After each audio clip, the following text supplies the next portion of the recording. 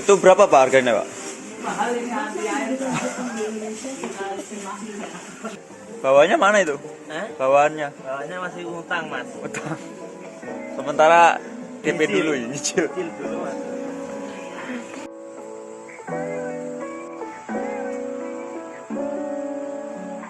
Gimana?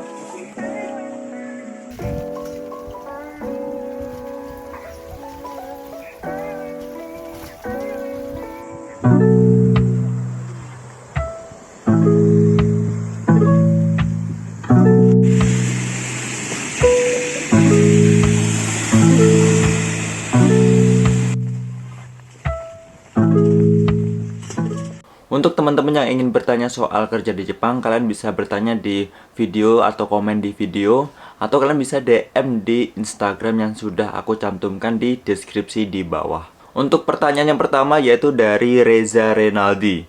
Di Jepang ambil job apa mas? Dulu waktu aku masih magang, aku bekerja di salah satu perusahaan press logam, yang mana itu vendornya bersama Suzuki.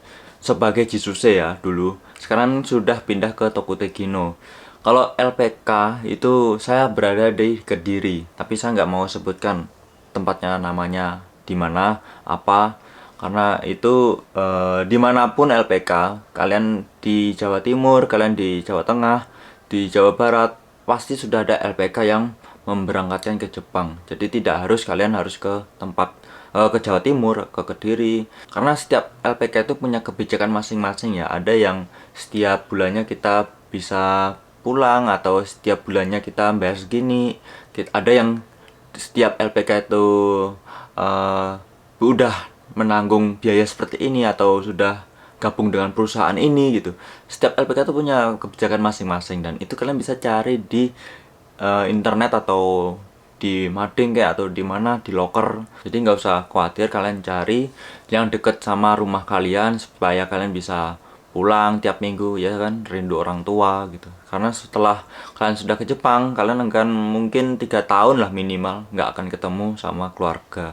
Dulu magang jurusan apa kak? Otomotif atau mesin? Dulu magangnya di pengepresan logam, nggak ada hubungannya sama mesin, meskipun itu dulu vendornya Suzuki ya. Kalau sepi ya sepi, waktu corona kemarin ada sepi-sepinya itu gaji ya dapatnya 80%. Karena waktu itu kan perusahaan dari luar negeri itu nggak bisa masuk kan barangnya ke Jepang. Jadi ada terlambatan, ada risikonya juga, minusnya seperti itu. Ketika kalian mau kerja ke Jepang cari uang, ternyata kerjaannya itu lagi seperti itu, nggak ada kerjaan ya.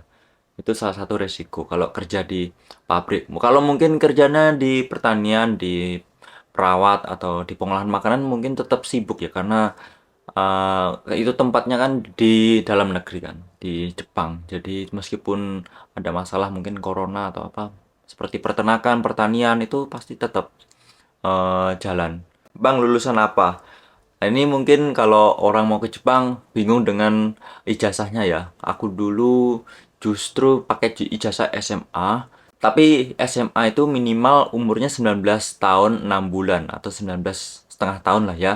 Dan itu masih kurang. Masih ada syarat satu lagi, yaitu butuh sertifikat keterampilan kerja yang dari BLK. Lalu kalau kalian lulusan SMK, kalian langsung bisa mendaftar untuk kerja ke Jepang, sudah bisa. Misalkan kalau mau masuk jalur SO, ijazah SMA, namun belum punya skill, apakah bisa bang?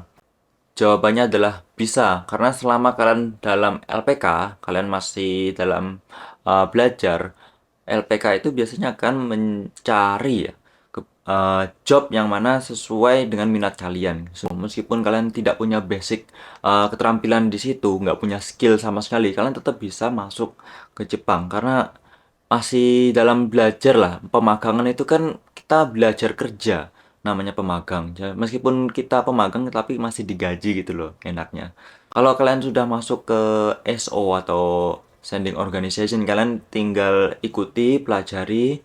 Kalian harus belajar bahasanya, yang penting itu, karena misalkan kalian tidak punya senpai pun, kalau kalian bisa bahasa Jepang, kalian tidak akan struggle ketika sudah ada di Jepang, karena mengerti apa yang diperintahkan sama atasan. Intinya kalau kalian tidak punya skill atau pengalaman kerjanya masih nol, perbagus dulu di bahasa supaya kalian ketika dikasih pekerjaan kalian langsung mengerti dan tidak bingung karena soal bahasa. Oke, demikian untuk video kali ini. Semoga ada manfaatnya. Terima kasih yang sudah menonton.